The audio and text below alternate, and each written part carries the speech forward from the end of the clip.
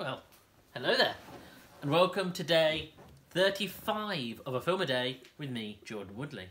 And we are back with movie 4 of my MCU retrospective with Kenneth Branagh's Thor. It's funny, really. Thor was... I remember before Thor, which is a funny thing to say, I suppose, before Thor, but I remember hearing about it coming out and thinking, really, Thor? Is that the sort of characters we're going to get? Of course, this is during that period in which I was sort of really mid-teenage, really drifted away from superhero content and was just like, oh, you know, this is the kind of things they're going to make. No wonder people aren't that keen on the MCU. Not, of course, realising that Iron Man had been massive and, well, what was to come. But I just remember being sort of frustrated by it. And then I've been trying to recollect this, but as far as I can tell, I don't remember seeing the Thor film until after I saw Avengers. Frankly, with the exception of Captain America, I think that might have been the case for all of the pre-Avengers first phase films. And then I remember seeing it and thinking, and it's funny really how you recollect these things, because at some point after seeing the Avengers I saw Thor, and yet all I could remember really of Thor now is the fact that Thor spends a lot of time in New Mexico, and it's sort of that fish out of water comedy, and him, you know, when he throws the beverage to say how much he likes it and that he would want more. And I just thought, I seem to remember it being kind of lame and quaint and a little bit underwhelming. But actually, it's still fairly epic, even for this, you know, early setup film. I mean, I tell you the other frustration I would have is the idea that a film like this will give us... I remember everyone discussing it at the time, saying, oh, the main villain is Loki, but the main fight is with the Destroyer, which of course is that giant automaton.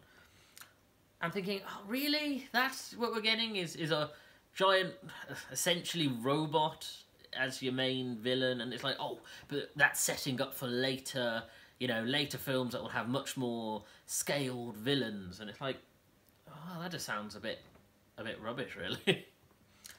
But the thing which I didn't appreciate, even in sort of later years when I rewatched the film, well, I may not have actually rewatched this. I don't remember. I remember only seeing it once before, but whatever the case, I forgot that the Asgard stuff is actually incredibly rich and well done. That the first half an hour of the film is set in Asgard and is setting up the lore and the relationship between the 9 realms, and you've got Anthony Hopkins, who plays such a, you know, leading figure in Odin, and you know, a real sort of balancing point between Tom Hiddleston's Loki and Chris Hemsworth's Thor characters. And again, it really... And even the things where they go to, you know, they visit the other realms, and the design of it looks good. It looks scaled and, you know, epic. And it does feel like it has that sense of, I don't know, import and legacy to it. That actually, oh, we've built this, we've created this world so that when we come back to it, you'll feel like you've got this rich, textured lore to go back to. Because I just, like I say, I remember the stuff in New Mexico, and I remember the stuff in Asgard was mostly very Renaissance fair, or Renaissance fair, where, you know, and just being everyone sort of spouting Shakespearean style language, but actually it's not. I really misjudged it and didn't give it its credit, because it is good. And then even the stuff now, looking back, the stuff in New Mexico, yes, the biggest complaint I have is a depowered Thor feels almost like a budgetary thing, that they make him like a man so that then he can, you know, we can have that fight scene with all the S.H.I.E.L.D. agents, and that one especially big shield agent, and you think, you know, he could be throwing hammers against frost giants, and yet we're watching him fist fight these guys, and even now I feel frustrated by that, and I'm still like, this is a lot of wheel spinning so that we can get that epic scale towards the end, and it does condense that to its third act, but again, like I said with Iron Man 2, legacy is a funny thing, because now, knowing the journey that this story has begun, having this sort of quaint, fairly straightforward storytelling is nice, really. And it's quite nice to sort of see characters like Natalie Portman's Jane Foster and Kat Dennings' Darcy and Stellan Skarsgård's I've actually forgotten his name, his character's name. Eric Selvig. You know, and then, you know, unfortunately, the big problem that Marvel will later have is knowing exactly what to do with these characters. So we will get to Dark World, which, yeah, I fear for that one being one of the two films that really are the hills to get over. But yeah, the problem is that as later films return to these characters, I remember them struggling to know quite what to do with them, even to the point now when we had WandaVision and we've had Darcy return, and even though I missed the character, and you think, oh, it's great to see her back, the show, even this late on, doesn't quite know what it wanted to do with the character. Because again, these characters are much more you're supporting, they're there to sort of give the sense of humanity to it. But it's hard to advance them beyond one film and kind of go, well, how do we enrich these characters? But I'll go more into that in Dark World, because that's really where the problem with it lies. But to its credit, you know, this film really does use the best of, like, I think I've said this several times with films, where it's a real counterbalance between great legendary actors like Anthony Hopkins with the new crop of actors who would go on to become major stars like Tom Hiddleston, Chris Hemsworth, Natalie Portman, who, okay, Natalie Portman admittedly already had quite a prominent career, but the fact that we get this mixture, even Idris Elba, you know, who this is his transition into film, into feature films in Hollywood, to see to bring together that collection of actors who really do give it their all, it's just nice. It's a really well-balanced film in that respect. Kenneth Branagh is a really good director. I've seen many of his films, but the thing which I have to say about his directing style in this, and the thing that was quite odd, okay, the positive first, which is, like I say, visually, particularly the Asgard stuff, particularly the stuff with the land of the frost giants, you do get that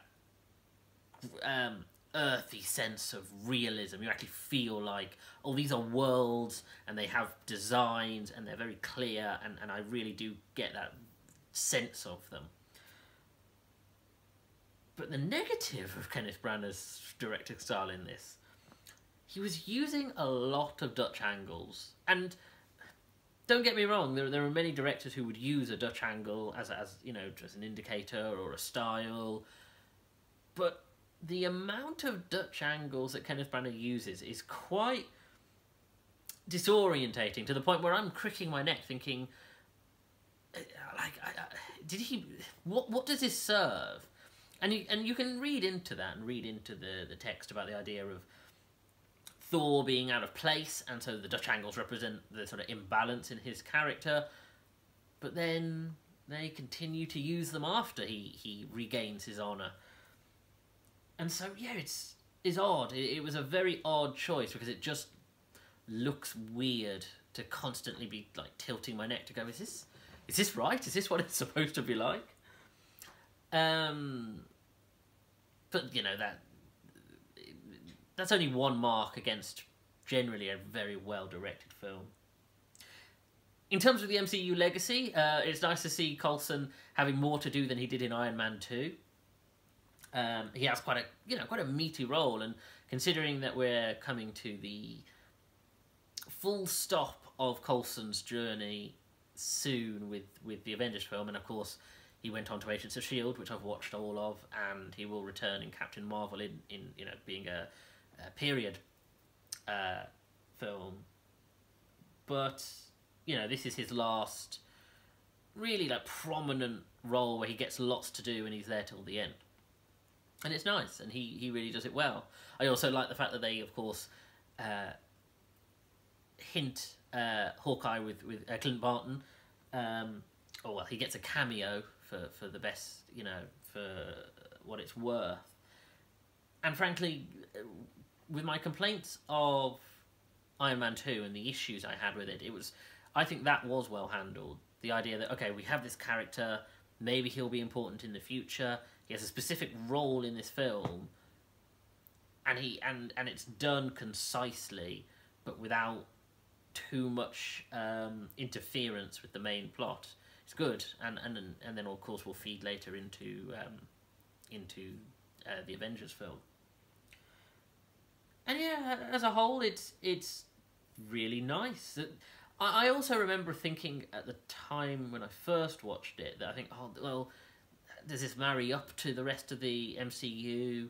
Doesn't this sort of set things up, or undo things that will later have to be undermined? And okay, there is the issue about the Rainbow Bridge and the idea that Thor breaks it, and then the fact that in future films characters seem to be able to travel between Asgard and Earth fairly easily. But other than that, I do think it sets things up nicely. It really does tee everything up, puts the characters in place, ready for the films to come. So yeah, this was fun. This was nice. I don't know if Thor would be one that I would hold in great esteem, but yeah, like I say, the quaintness isn't a bad thing. I think it was really nice, a real sort of light relief to be able to watch this. And we are now only one film between us and the first big, Avengers coming together. So I'm looking forward to... I am actually looking forward to going back to Captain America. So we'll see how that goes. Anyway, if you could please like this video and go back through my back catalogue of videos. Today I did another trailer reaction video to do with the new Red Band trailer of James Gunn's The Suicide Squad. So please look at that, and please go through all my old videos. If you could also subscribe to the channel and click that little bell where you'll get notifications when I upload new videos. New videos go up every day. If you could also follow me on Twitter at Jordan_Woodley, where I'm always tweeting movie-related links and trailers, as well as links to any content that I'm doing. Anyway, thank you for joining me. Take care.